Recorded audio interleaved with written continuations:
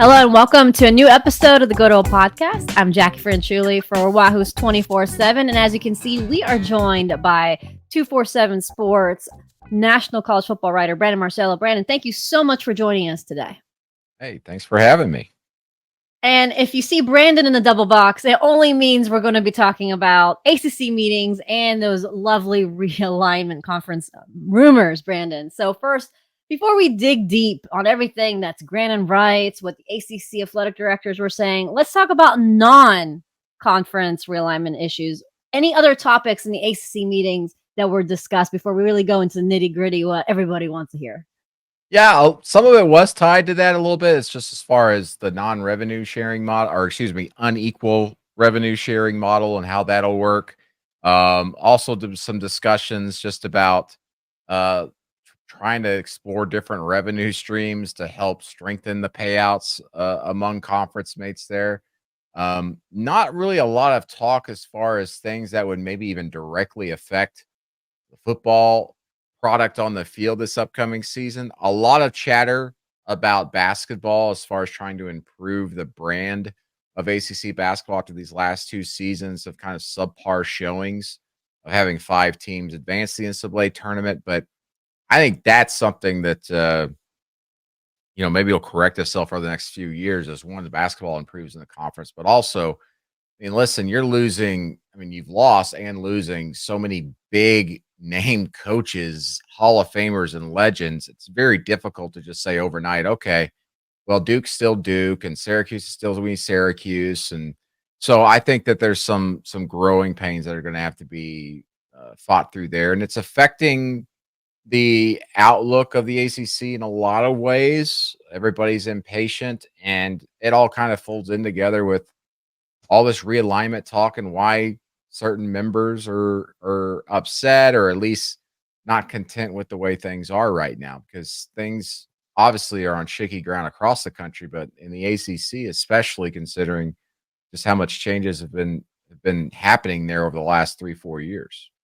Yeah, it's strange to me that now Tony Bennett is one of the most veteran coaches in the conference all of a sudden. When you look at what's been going on as far as the ACC basketball programs. But you're correct. Everything you hear from the ACC meetings, it is centered about the 7 schools, which included UVA, kind of seeing what's investigating the grant of rights, how, can it be broken? What are the legalities in it? How ironclad is it? And it feels like after reading your reports, Brandon, it feels like it kind of that old gentleman's agreement was like, yes, we're fine. I guess right now we're all together, but maybe not so much. It's kind of that uneasiness after the ACC meetings. Yeah, and I think here's the thing is that they're putting on a brave face and smiling through the pain in a lot of ways because, even these schools that say they're okay right now, they're not. Behind the scenes, everybody's looking out for themselves and looking around the country and trying to figure out what the next step is. I mean, among those 7 schools, I think it's very easy to identify the handful of those programs that are still going to be looking to potentially get out. Florida State, Clemson, for example, North Carolina, really trying to see what their options are. But here's the thing. My sources have told me that this group of 7, whatever you want to call it, they've been exploring this together or on their own and through other avenues, through lawyers, etc., the last 16 months. This is nothing new. And if any of those programs, whether it was one or all 7, were going to break away and go do their own thing or join another conference, it would have happened by now. But that grant of rights is ironclad. No one wants to pay a huge buyout. The baseline buyout would be $120 million for one program. But for the people I've talked to in the industry, those costs would likely approach $500 million because of all the TV rights fees and everything that ESPN/ACC would still own through 2036. There's also just the messy, intertwined business relationships and legalities of ESPN owns the ACC programming. And so if you're a Florida State or Clemson and you break off and you go join, let's say you go join the SEC. Well, the SEC has an exclusive deal with ESPN. So are they just shifting money from one pot in the ACC, taking it away from them and putting it in the SEC? And how does that affect their relationship with the ACC? And for that matter, does ESPN when you want to be in that type of business where they're just going, yeah, we'll just move you over and pay more money to the SEC. Sorry, ACC, we don't want to pay you what we committed to in signing the contract. Um, it's very complicated, and that's why there's been no moves among ACC schools. And to be quite honest, that is a credit to the presidents and chancellors at the time getting that deal done. Because if that deal wasn't as ironclad as it is right now, that we might be talking about the ACC as being the conference that's potentially dissolving rather than as we were like 2 years ago at the Big 12. Like everybody's going, oh my God, the Big 12 is going to fold. Well, Big 12 survived. Not going to look like it used to without Oklahoma and Texas, but man, the ACC is absolutely geographically locked by the SEC. They're just like pinned against a wall in a lot of ways.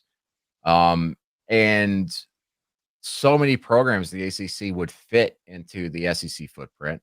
So many programs in the ACC would fit into the Big Ten footprint, both philosophically and then just as far as rivalry games and everything. So, long story short, this isn't over. Mhm. In the moment one of these programs finds a way out and maybe challenges in court, another one will follow. But I'm hesitant to actually paint a doomsday scenario over these next 2 or 3 years because, again, look at Texas and OU. They're leaving the Big 12 for the SEC. And just to leave 1 year earlier than they agreed, they're paying $100 million to the Big 12. All right. And that was negotiated down. And that's just for 1 year. 1 year. And you're Mhm. talking about a handful of teams trying to get out of a deal that's still 13 years on it. Nobody's going to pay for that. And for that matter, Yeah. the SEC, the Big Ten wants no part of having to deal with any legal challenges that might either directly or indirectly involve them. So for right now, there's just no way out of those ACC granted rights. But again, that is not slowing down, or not say slowing down. It's not stopping completely some of these programs from continuing to observe and look at potential options. And listen, there are a lot of possibilities that these programs were weighing. Whether it was just breaking away, forming their own conference, breaking away, seeing if the remaining ACC schools would wither and die, and those 7 ACC schools that broke away maybe go independent for a few years, like a Notre Dame, schedule against each other, then some other non-conference games, and wait for the ACC dissolve, and then start its own conference, which is pretty much a new ACC. And heck, even just a handful of those teams, a couple of those programs, say at Clemson or Florida State, okay, so maybe the SEC doesn't want us right now because of the legal challenges, but we'll go off in our own corner, be independent for a few years, fight this in court, get it all done, figure that out. And then once we come out on the other side, then we would go from independent to SEC or Big Ten. There are a lot of moving pieces to all this and things that have been discussed, whether through official channels or unofficial channels for months now. And I'm just saying that this isn't done. It is slowed down, but it's not done. And the idea that all the ADs and presidents are holding hands and, um, you know, saying everything's fine, that is not the case because on Tuesday of the ACC spring meetings, the ACC wanted the ADs to release a joint statement together saying Mhm. everything's fine. We're coming together. We're getting on the same page with a unequal revenue sharing model. We want this conference to succeed. And several of those ADs said, I don't want my name on that. I do not want that. And so no statement was released. So again, this isn't the happy reality, or I should say the reality of the situation is always usually somewhere in between, but I could tell you not everybody's on equal footing. And for that matter, some of these programs' feet are moving faster underneath the water and churning to potentially try to look away to get out than some of the other members of that quote unquote Magnificent Seven. Yeah, I think we did the almost exact same show about a year ago, just about the AC meeting when the first kind of rumors were going. And when we talked, we had heard like UVA was one of those schools, and obviously it shows now that they were one of the schools that started the process relatively early and try to see their options.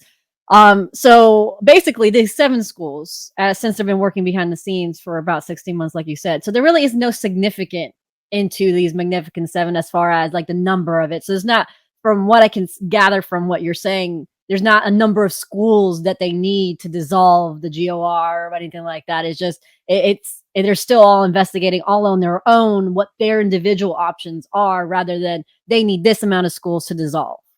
No, it's not like they're trying to band people together and go, we need 8 of the schools to join us, so it's over 50% to dissolve. Now, there is some thinking out there that the conference would dissolve and the grant of rights would dissolve if you had more than 50% of the programs join to leave at the same time. But I was told that that's maybe not necessarily true, and that's why there's still some hesitancy among those schools. And why I thought the number was so interesting for the most part. I mean, everybody in the conference has gone to to Charlotte, well, now Charlotte, the headquarters for the ACC, and examined the grant of rights. And I'm sure a lot of people listening and watching this know that the ACC's grant of rights with ESPN, like, you cannot take those out of the building. You cannot bring those to your own university and study them, make photocopies of it for whatever reason. But that grant of rights, there's a previous version of it that is floated around on the internet that came out, I think, in 2013, something like that. Well, that's been updated and amended or whatever, and it's only like a 4-page document. So I've been talking to people in the industry of like, so are you really sending armies of lawyers to the ACC office to look at 4 pages of documents? Like, you can't remember, like, you couldn't get enough people there just to like memorize it and then take it back and get to your car and write it down almost like in memento or something, where you're tattooing it on your body. And no, that's not the case. I'm told that there's another document that's attached to it that is much larger, and that is one that ESPN holds as far as what they do with the broadcast rights, how that's all handled, the legalities of it and everything. It's a separate piece, and it is gigantic, I'm told. And so that is really what they've been exploring. It's not necessarily this 4-page document is saying pretty much just line out everything you broadcast is owned by us. We could do whatever we Mhm. want with it. No, there's something else with ESPN and the agreements they had with the ACC and other things. And so, long story short, it is a very complicated situation, and I it's mean, you not can't as even take simple it as, out of the building. I mean, that's complicated. yeah, it's not as simple as just a 4-page document laying on a table in Charlotte. It's a larger document that ESPN has. Man, I never thought covering college football would be the most top secret information that you can't take files out of a building. That's the first one, Brandon. That's quite. So moving forward for the SEC, because they also have to deal with the fact, is the big or SEC even willing to expand at the moment, or they're just going to be wait and see. Like you mentioned, 2, 3, 4 years. I mean, the deal goes to 2036. This feels like it's going to drag on for much longer here. It feels like it's not a year or two. It feels like it could be, a course over a decade here, unless something is revealed among one of these times they go into Charlotte and find something, a one sentence loophole. Yeah, it's almost like a volcano that's not necessarily completely dormant, but rumbles every few months, and everybody's wondering, is this the big one? And then it might be, and then 1,000 years later, maybe it finally explodes, or maybe it's next week. And that's how this ACC situation is going to be. Every few months, there's probably going to be some type of rumble of some sort. It's going to be this school's saying, "Hey, maybe we got a better idea of the grant of rights, and maybe we actually have a way out of this." But again, there's so many hypotheticals to go through with this. And again, where's the landing spot? Everybody just assumes SEC or Big Ten for a lot of these programs. But I go back to, are they willing to, one, accept them at face value? But secondly, do you accept them with all these legal hurdles ahead of them, of those schools, and then possibly dragging yourself into it, because that has not necessarily been the case for any of this realignment talk. USC, UCLA, clean split. Texas OU, pretty much a clean split. They decide to just leave it a year earlier and they're paying $100 million or whatever. This is like, you can't have a clean split. You're married for the next 13 years.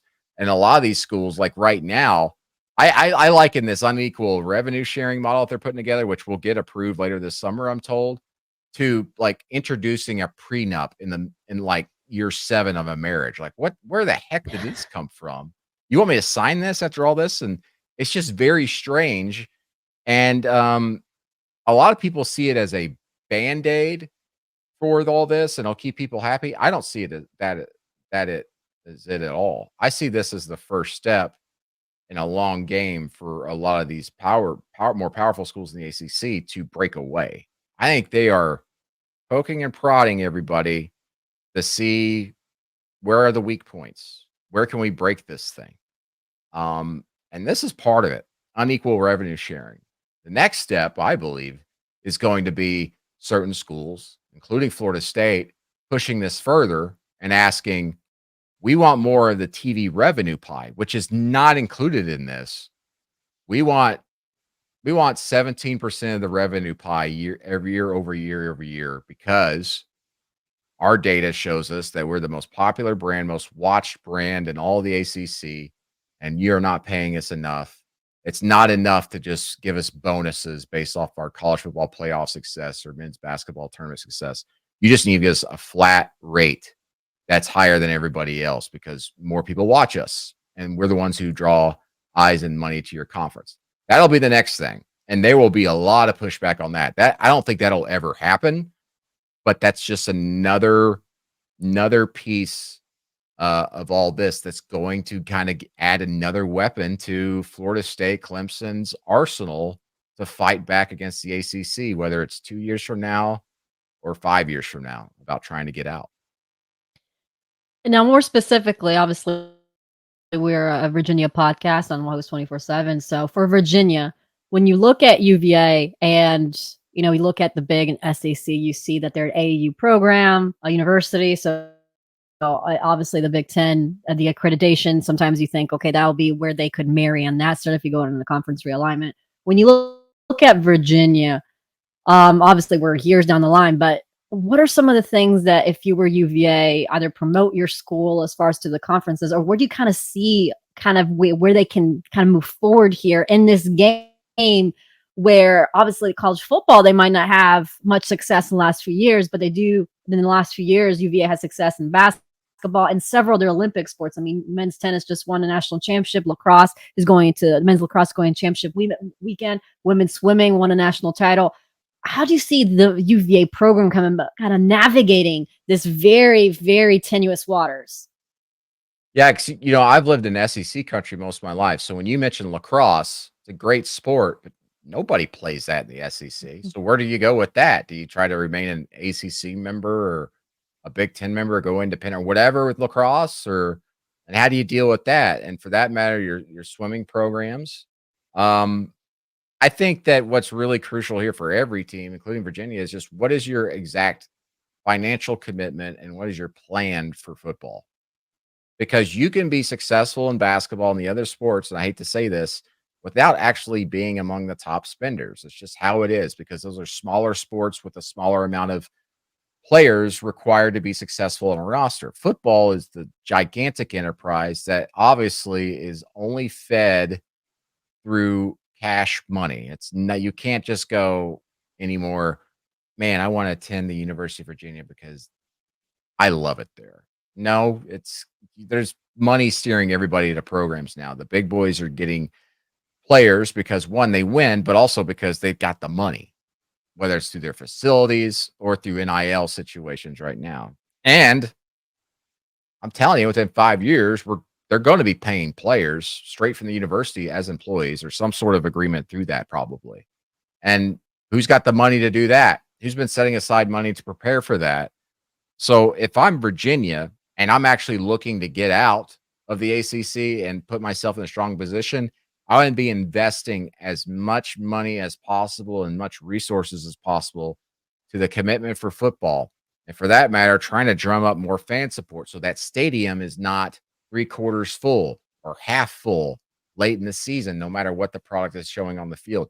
You got to drum up support and get things going because that is the face of your program. That's the gate to your university. And, like it or not, and if you want to be taken seriously by the Big Ten or the SEC for that matter in the future as a potential member, you've got to show more of a commitment with football.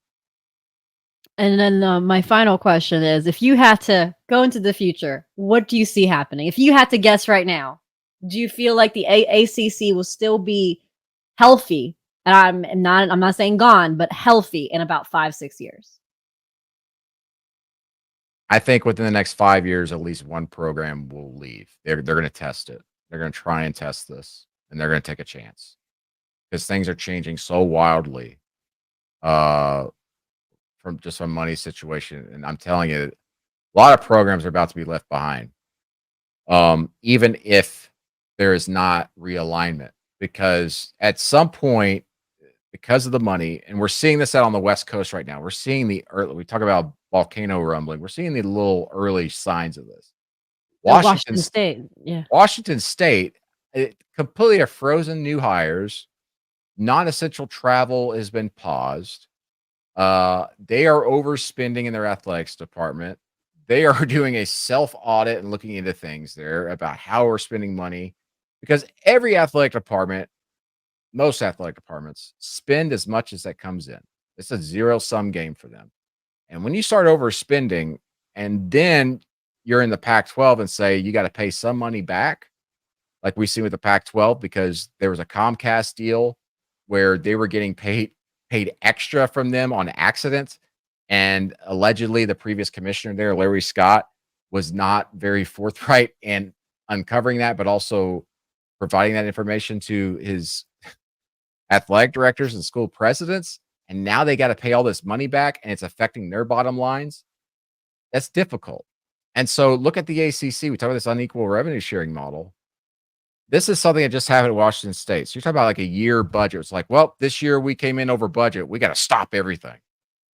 Well, you go with this unequal revenue sharing model. I've had administrators in the ACC tell me this, like, how do we budget year to year when we don't know how much we're going to be making? You make guesstimates. That's all you can do. Well, we think football is going to be in the 12-team playoff this year. So let's add an extra 5 million to our projected budget. I mean, that doesn't sound like a big deal, $5 million, like a drop in the bucket, but that stuff adds up over time. And say you're Florida State and you're lost in the wilderness for 4 or 5 years when you're accustomed to winning 10 games a year, or maybe getting the playoff. Like they just have gone through where they have not been able to win. And you're counting on some money every 1 to 2 or every 3 years, and you're not getting it at all, that'll compound itself. And again, college athletics is changing. At some point, they're probably gonna have to start paying players directly.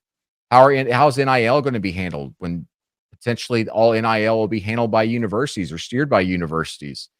Um, it's a crazy day. And then also college football. And if you start seeing these other pros like Washington State kind of just falling off and falling off to the point where you're like, they have no way of recovering and being a football program that even contends to win 8 or 9 games in a Power 5 conference anymore. And so what's the point of keeping them on board as a conference?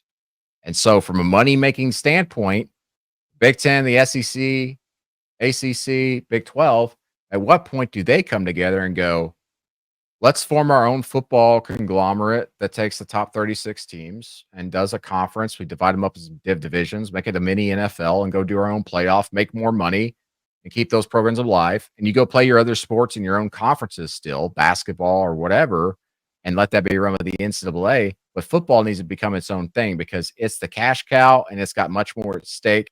And it's very clear that there's no room for haves and have-nots to play together anymore because the gap is way too wide. It's not competitive. It's not entertaining. It's not making money anymore.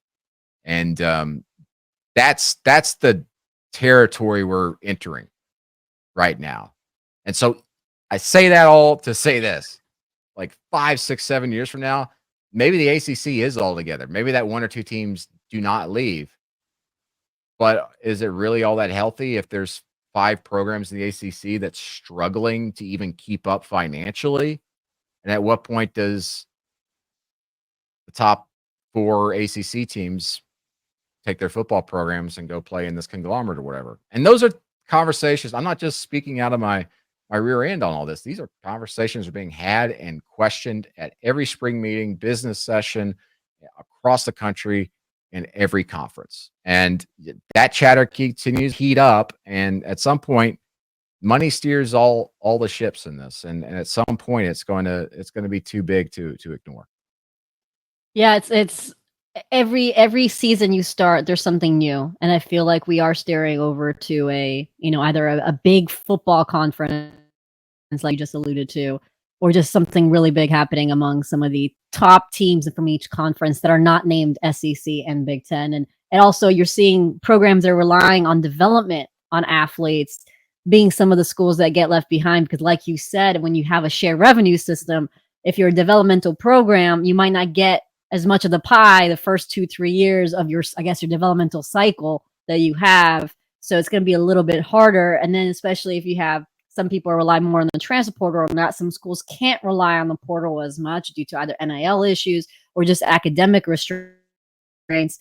So all that is just other things that are happening in college football. And it's quite a chaotic time right now to navigate it. And I don't envy those people who are trying to figure it out. So, but Brandon, thank you so much for kind of breaking down like the myths that are out there. I feel like every day there's a new rumor that pops up on social media or on a message board, but also just kind of steering us about what you've heard about what's going on as far as the ACC, the GOR, and the realignment. So I appreciate it. No problem. Appreciate you.